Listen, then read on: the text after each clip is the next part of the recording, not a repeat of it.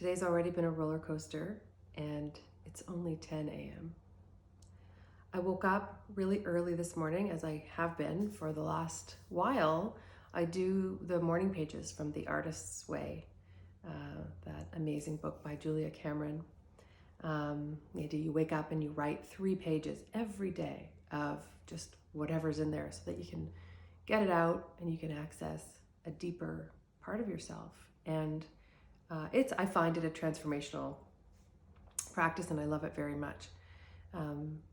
This morning, the first words that came out were,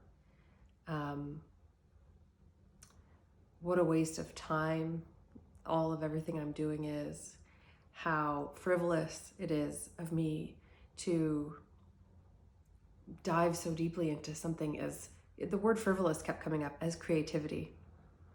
And don't I know that there's climate change going on and all the suffering that's happening in the world and COVID and governments are failing, like it just, all of that. Don't you know all that's happening, and how dare you pay attention to and be so focused on this idea of creativity? And I let that writing happen for about a page and a half, which is, until it kind of said everything it needed to say.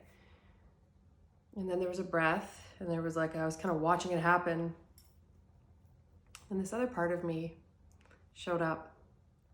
And it was the part of me that felt far more trustworthy. And it started to answer that other part.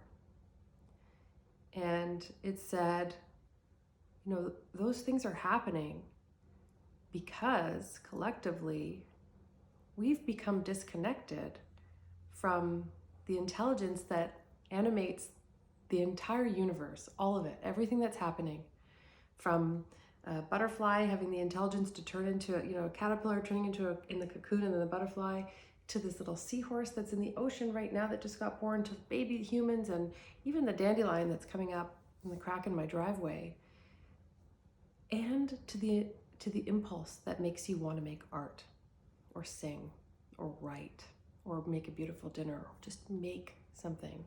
That drive and desire to create, which we call creativity, is actually what's underneath and responsible for all of this.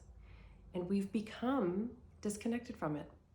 We think of the universe or the world as some sort of external thing that we live inside, but actually it's living inside us all the time, and we live in it and it lives in us, and it's far more connected and integrated than we've come to see. And in fact, all of the problems that I mentioned a minute ago, and all the other ones, I read about a shooting that happened today in the United States, and there are things like that happening all of the time. And I believe and feel in my heart that and I've come to call it as sort of we're glitching.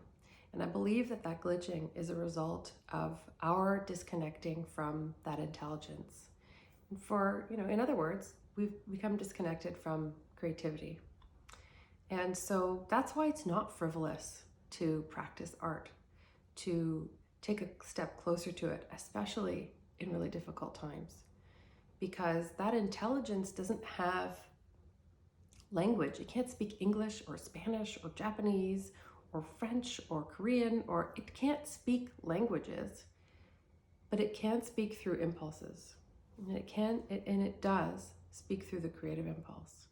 And so when I talk about wanting to help people answer that wish, I heard for years, as an artist, I would hear people come to me and say, when they found out that I was an artist, oh, I wish I could be creative. And I've come to see that wish is the creative impulse trying to get your attention.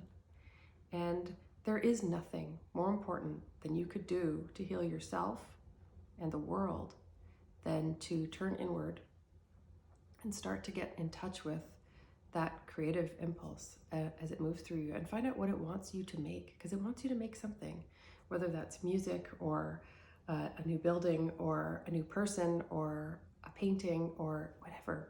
That's creativity. Life is always about making and destroying and making and destroying. That's all that's really happening here. It just happens to be extremely beautiful.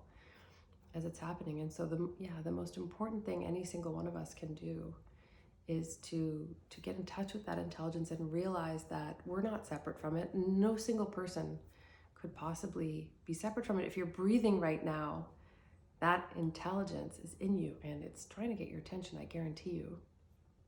And that's what all of this work with the Creative Genius podcast and all the other work around it that I'm doing is about. It's in service to you, to myself, and ultimately to creativity itself, and helping that reunion between humans and creativity and that intelligence. Because once we become aligned with that and really let that in and let it out, so many of these other problems are going to resolve themselves on their own, because that's nature's way. Nature knows how to find balance. Nature knows how to be healthy and to heal itself. And we just need to quiet down and start to listen to what it's already trying to tell us.